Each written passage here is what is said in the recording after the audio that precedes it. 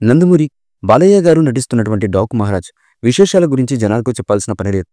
గత కొన్ని సంవత్సరాలుగా వరుస విజయాలతో దూసుకుపోతున్నటువంటి బాలకృష్ణ గారు తన 109వ చిత్రంగా డాకు మహారాజ్ని బాబీ దర్శకత్వంలో చేస్తున్న సంగతి అందరికీ తెలిసిన విషయమే. ఇక ఈ సినిమాలో బాలకృష్ణ గారిని మునుపెన్నడూ చూడని కొత్త అవతారంలో దర్శకుడు బాబీ చూపించడంతో నందమూరి అభిమానులు పిచ్చికిపోతున్నారని చెప్పుకోవచ్చు. ఇటీవల రిలీజ్ అయినటువంటి డాకు మహారాజ్ టైటిల్ గ్లిమ్స్ దానికి ఉదాహరణగా చెప్పవచ్చు. ఇక ప్రముఖ బాలీవుడ్ నటుడు బాబీ డియోల్ ఈ చిత్రంలో కీలకమైన పాత్ర పోషిస్తుండడంతో బాలీవుడ్లో కూడా ఈ సినిమాకి మంచి హైప్ అయితే వచ్చింది. ఇక ఈ సినిమాలో శ్రద్ధా శ్రీనాథ్ హీరోయిన్గా నటిస్తున్న సంగతి తెలిసిందే. ఇక అసలు విషయంలోకి వెళితే ఈ చిత్ర నిర్మాత అయినటువంటి నాగవంశీ తాజాగా నందమూరి అభిమానులకు ఓ శుభవార్తని చెప్పుకొచ్చారు. దాంతో సోషల్ మీడియా వేదికగా జనాలు ఆ విషయాన్ని షేర్ చేస్తూ పండుగ చేసుకుంటున్నారు.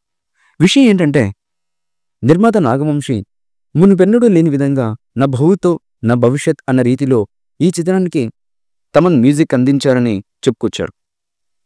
సోషల్ మీడియా వేదికగా పోస్టు పెడుతూ సంగీత దర్శకుడు Daaku Maharaaj cinema background score ఎరగదీశాడు.